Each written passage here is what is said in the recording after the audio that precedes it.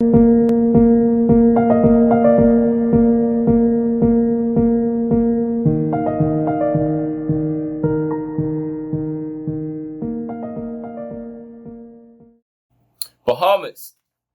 let's go to work. So today is a good day, Bahamas. Let me see why it's a good day today. Because I just realized it's Father's Day. Bahamas, tell me something. How you could have 3 children? I got 3 of them. And forget about Father's Day. I didn't remember. I just remember it's Father's Day. I just remember like an hour ago it's Father's Day. So I gotta do this one on Father's Day. And didn't even know it's Father's Day. So somehow, we gotta relate this back to Father's Day. I don't know how we can do it yet, but I can think about it. So here's the situation. We're still in our series. We're in our series on Satanism. We're going over the basics of Satanism right now. Then we're going to do a deep dive into this. So what did we discuss last time? Then we're going to talk about what we're going to discuss this time. So what we discussed last time was this. What is Obeah? And what we understood from Obeah is that Obeah, like Santeria, like voodoo, like witchcraft, whatever you want to call it, it's just a form of Satanism. That's it. However, in different cultures, in different traditions, in different countries, they just celebrate Satanism different. So it ain't nothing to it. So the same way we celebrate Christianity, and you have the Catholics, and they like the incense, you have the Baptists and everything else, and they like to take the bread and the wine, you have the Protestants, and all these other different traditions, all these other different denominations in Christianity who celebrate differently. You got some people who like to do Obeah, and they like to kill chickens and sacrifice all kind of funny stuff. You got some people who like to go in the graveyard when you're dealing with Santeria, when you're dealing with voodoo and all the witchcraft, all these funny stuff. They like minerals of the earth. You know, witches feel like they down with the earth and all that. So what we understand is all of this Satanism, and it's just a different form of worship. And what do we understand from that? If I'm a Christian, and I love Christ because this is my relationship with Christ, Christianity. And this is how I choose to worship Christ. And you into voodoo or you into Obeah, and that's how you choose to worship Satan. Why would I fear somebody who chooses to worship Satan when I know I worship the only true God? And that's it. So what we understood is no reason to fear Obeah or voodoo or none of that. Because all that is Satan worship. And what do I care if you go to Satan and tell him about me? I can care less. Because I worship the one true and living God. That's Jesus Christ. That one call over. So that's what we understood about voodoo and all the rest of that. All that is just simply tradition. Different forms of Satan worship. And it can't do nothing to a Christian because who God bless, no man can curse. So that one call over. Now, what we're going to discuss today. And we got to bring this back into Father's Day. So what we're discussing today is what does it mean to be accursed? So I'm going to put the word up here, accursed. That means to be under a curse. Why? Because there's a lot of people out there that feel like they can't get nowhere in life. That feel like it's a cycle. That feel like they in and out of jail.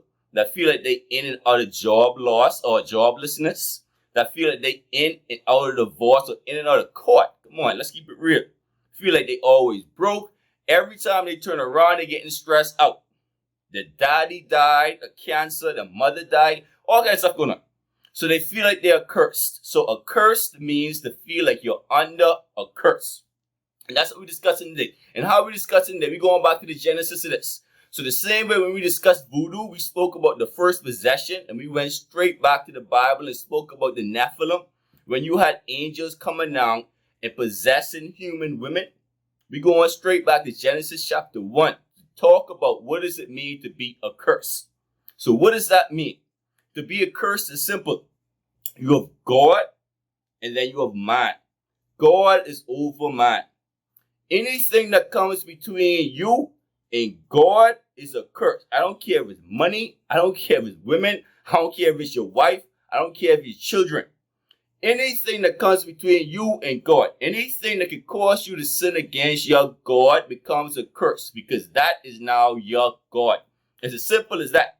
So when you look at Satan, what was the first thing, or who was the first person to become a curse? That was Satan. Why? Because he allowed his pride to come between him and God. He forgot his place. See, it's all about your place in life.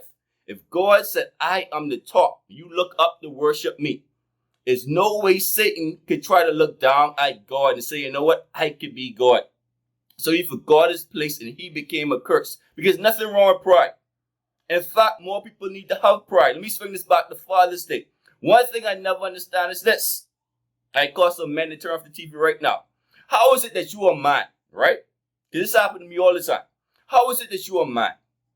You can feel comfortable enough to borrow money from another man, which is fine. If you need help, that's fine.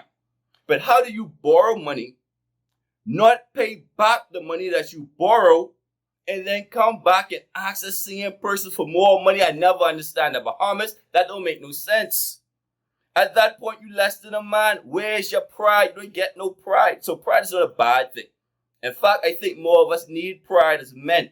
Because having no pride make you less than a man. But one thing your pride can never do is come between you and God. You can't be so prideful that you think you're better than people. Because Satan thought he was better than God, so he thought he could be God. So we're talking about what does it mean to be a curse. And I haven't warmed you up for this one. We're jumping right into this one. I mean, Genesis chapter 1. Because what you're going to realize is that the very first thing, when God wrote the Bible, he gave every single thing a place. Before he went in and he spoke about all the stories, all the people, he gave everything a place. He said, let there be light, let there be darkness, let there be water, let there be dry land. Everything had a place. And what you're going to realize is that everything that wasn't in his right place, in his rightful place, I should say. So anything that isn't where or what God intended it to be became a curse. So at the end of this, you got to look at your life. We as men, because I got to bring it back to Father's Day. You got to be able to look at your life and see what is a curse and what's keeping me away from God and what's bringing me closer to God that need to be in my life. Because anything that's not in the place where God intended to be is a curse. It's as simple as that, because that comes between you and God. Let's go to work. All right, listen to me. Genesis chapter 1. And like I said, you're going to see everything as a place. So Genesis chapter 1, verse 1. This is the beginning of the Bible. What does it say? In the beginning, God created heaven and earth. So God said it would be a heaven. Heaven is my throne and earth is my footstool. So what is a curse? The day man said, you know what? We're going to build the Tower of Babel. The tower that leads us to God. It's as simple as that. So they said, we are going to build a stairway to God, and they call it the Tower of Babel. Why? Because after the flood, all men spoke the same language, and they were of the same tribe, and they came together and they said, you know what? In case there comes another flood, we're going to build a tower that is going to be a stairway to God. And God himself came down and said, let me see what man is doing.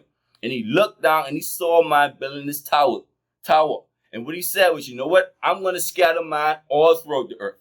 And they're going to speak all different languages. Because if they speak one language and are under one government, then they're going to fall victims to the imaginations of their heart.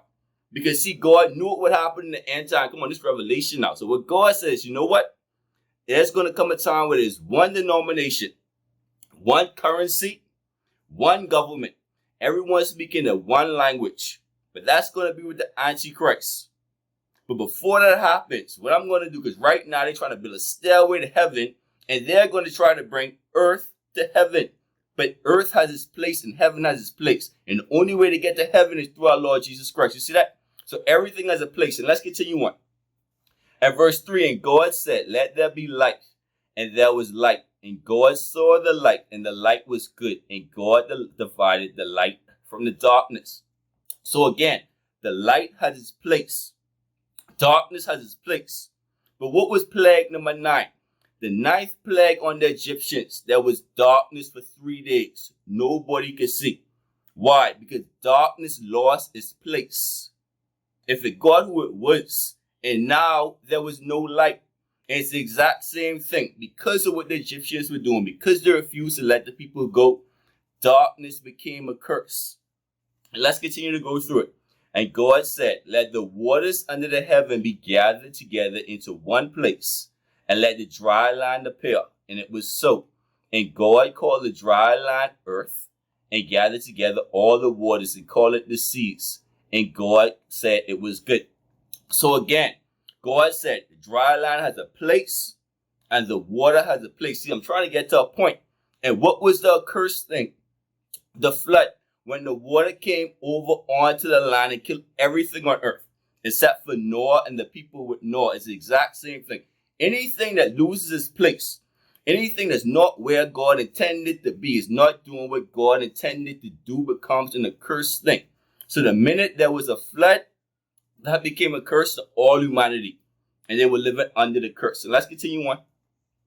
In verse 11, and God said, let the earth bring forth grass, the herb yielding seed, and the fruit tree yielding fruit after his kind, whose seed is in and of itself upon the earth. And it was so. So here it is. God said on the earth, because everything has a place, there be trees, there be herbs, there be fruits. So what's the cursed thing? What did God say? Said, Adam, by the sweat of your brow you shall now eat bread. The earth is cursed for your sake. It will produce thorns and thistles. So what is a drought? When there's no herbs, when there's no trees, when there's no fruit on the ground. That's the cursed thing, because see, God placed fruit and everything on the ground for man, or on the earth for man. And the minute you go against the will of God, the cursed thing is where anything isn't where it's supposed to be. So if God intended for the earth to be fruitful and multiply, and now you're seeing a drought, it becomes an accursed thing. Let's continue. And God made two great lights, the greater light to rule the day, and the lesser light to rule the night.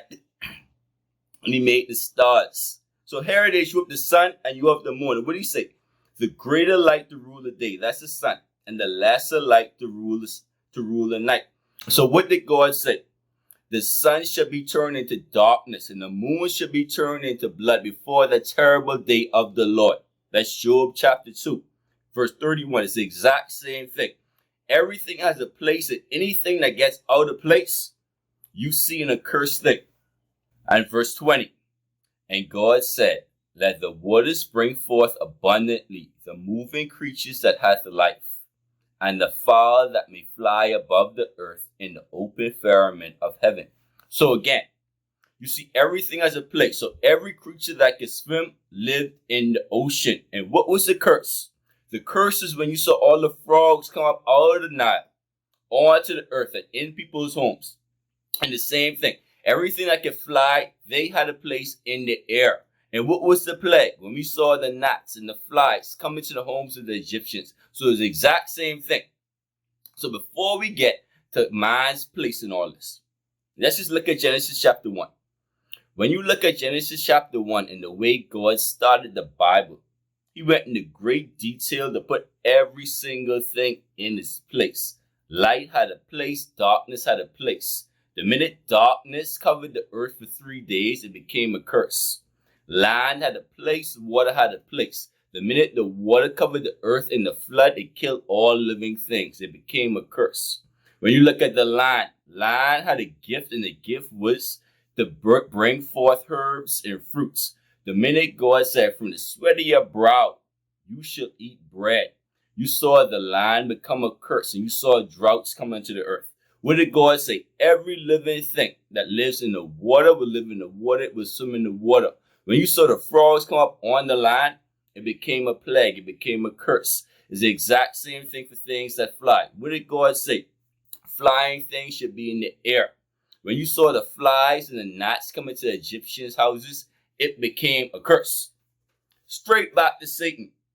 Pride was something not to be looked at as bad. It's good to have pride, but when pride comes between you and God, and Satan allowed his pride to come between him and God, he became an accursed thing. Why? Because it's God, then it was the archangel Satan. But the minute he let pride come between him and God, he became an accursed thing where he lived under a curse. So that's what we're discussing. Now, when we get into Genesis, what we're going to see here is where did God place man? And that's the most important part of this. And verse 26, and God said, let us make man in our own image, after our own likeness, and let them have dominion over the fish of the sea, over the fowl of the air, over the cattle, and over all of the earth, and over every creeping thing. So what does dominion mean? Dominion means authority. So what God said about man is this.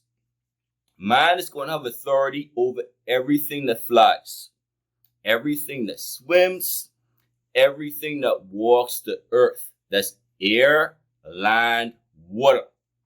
So God gave man dominion over all this, authority over all of this.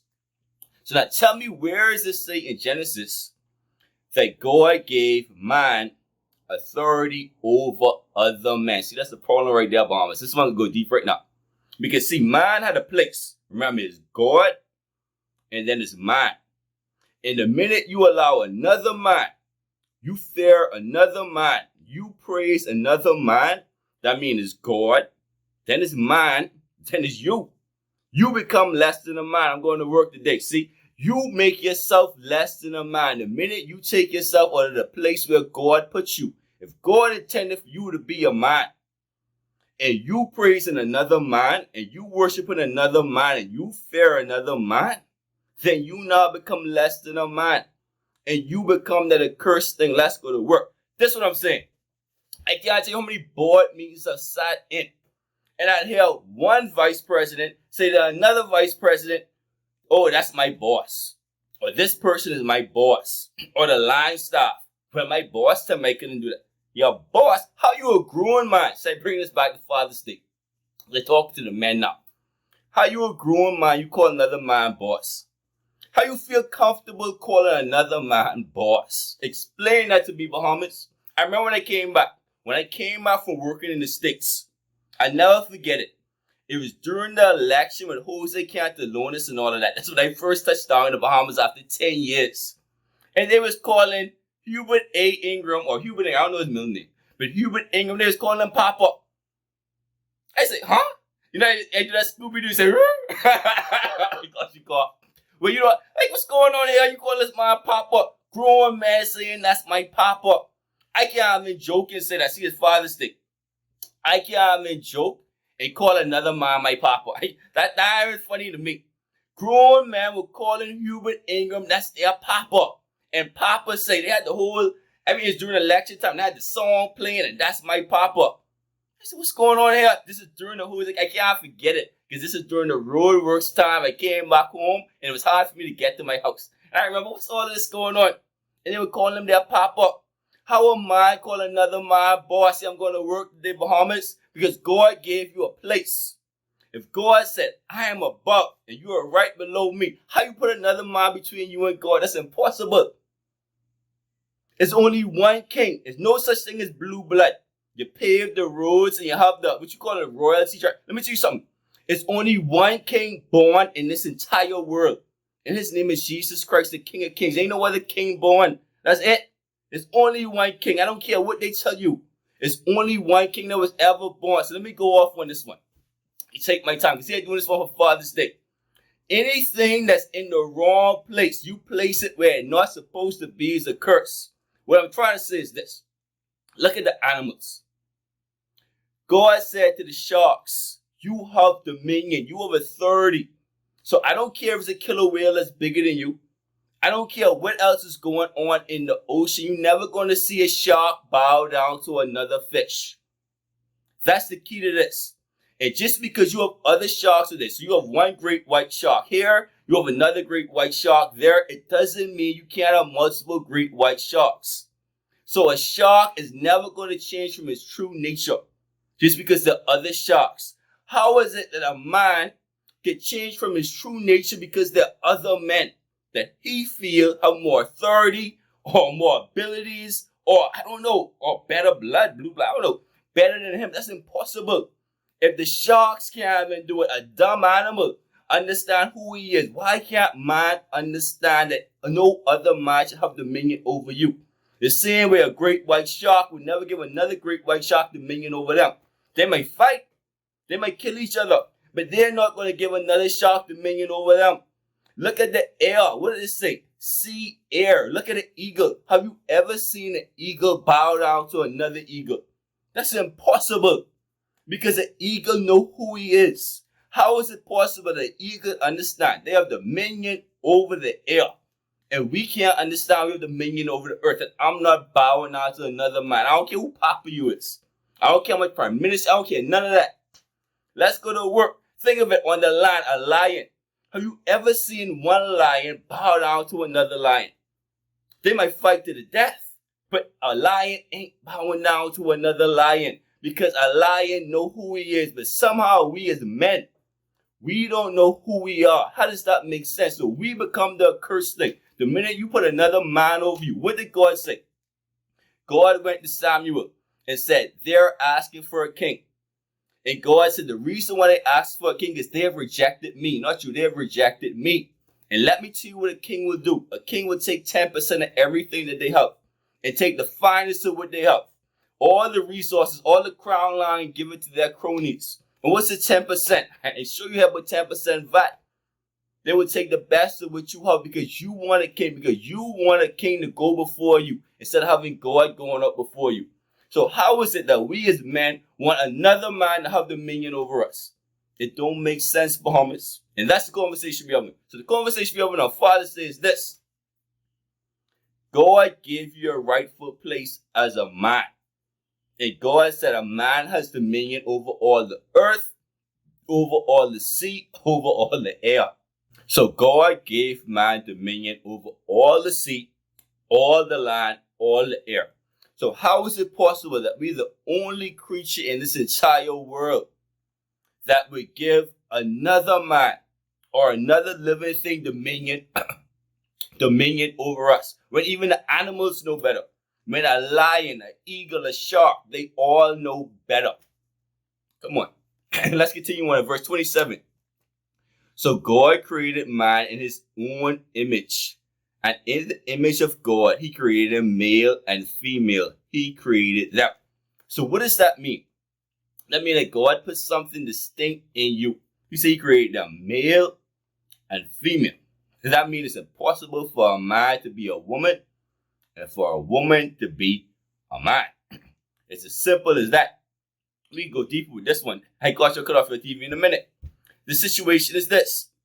Why do you think when you look at all these homosexual relationships, you always see a butch dyke and a lipstick dyke?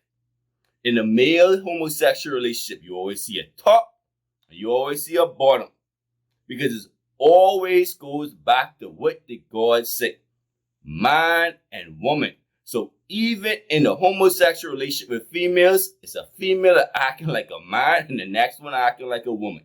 In a homosexual relationship with males, one acting like a man, that's the top, the next one acting like a woman, that's the bottom. It's as simple as that. You can't get away from what God said.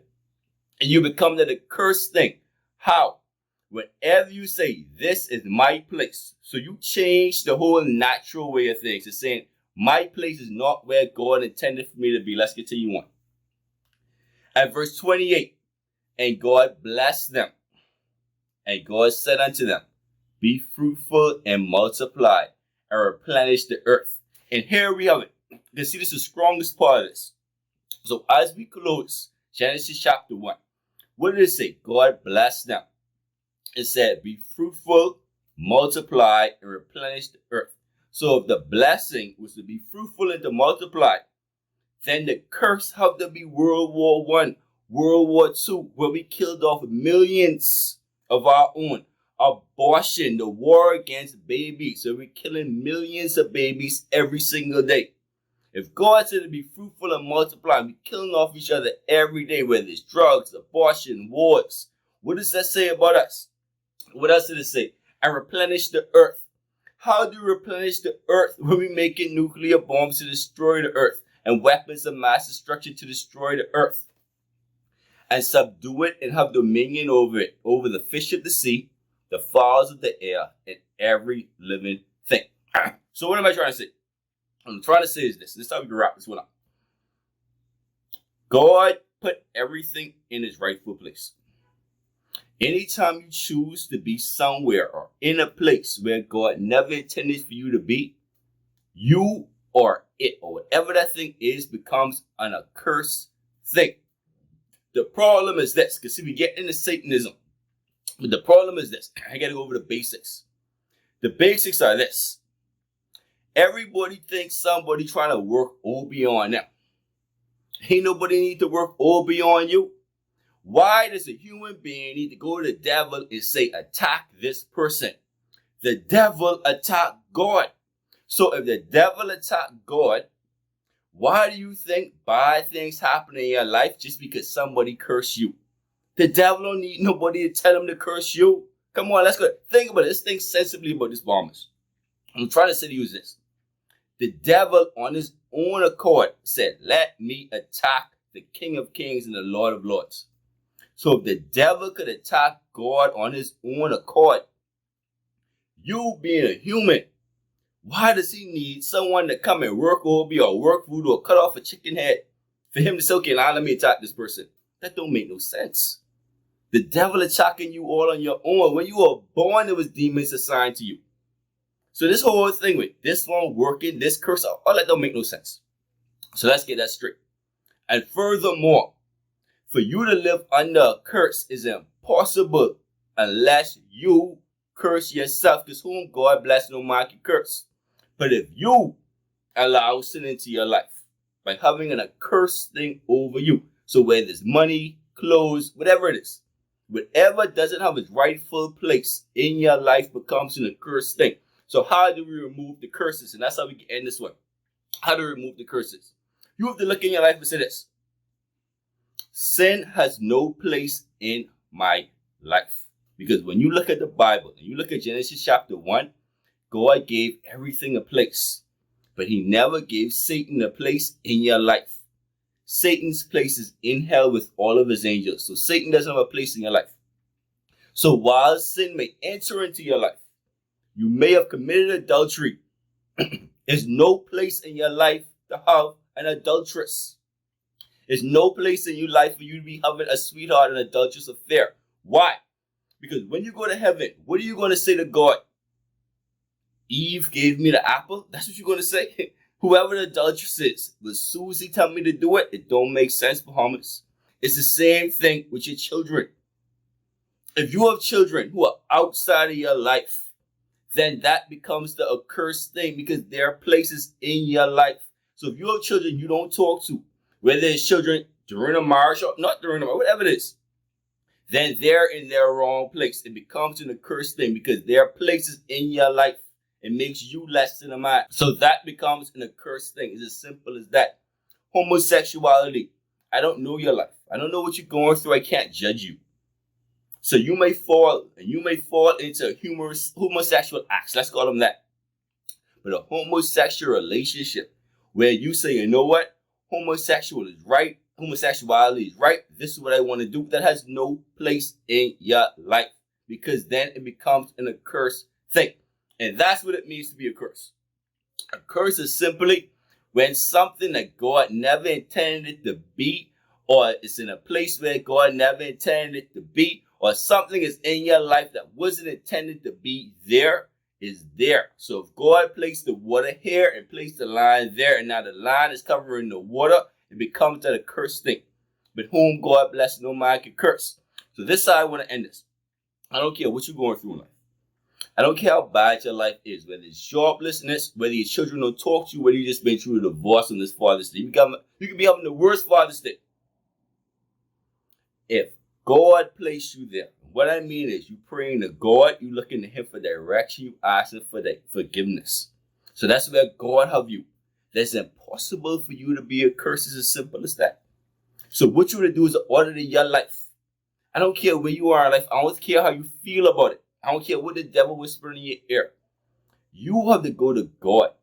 And as long as you and your maker, you and the master, you and the good Lord comfortable, and you know where you are, you know who you serve, you know why you here, you know what you're going through, and you leaving in God's hands, it's impossible for you to be a curse. So God pray you may bless us, God is protect us.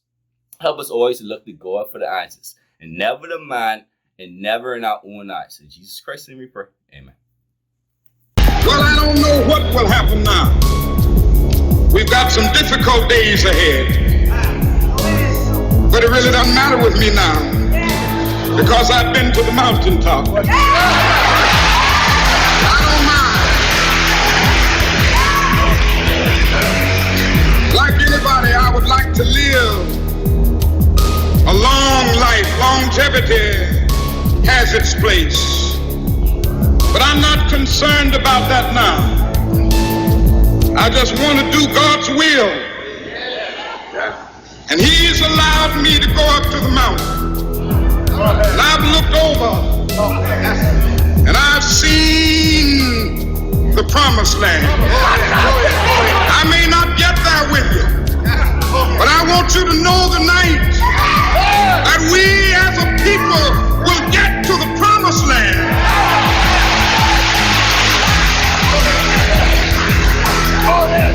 So I'm happy tonight. I'm not worried about anything. I'm not fearing any man. Mine eyes have seen the glory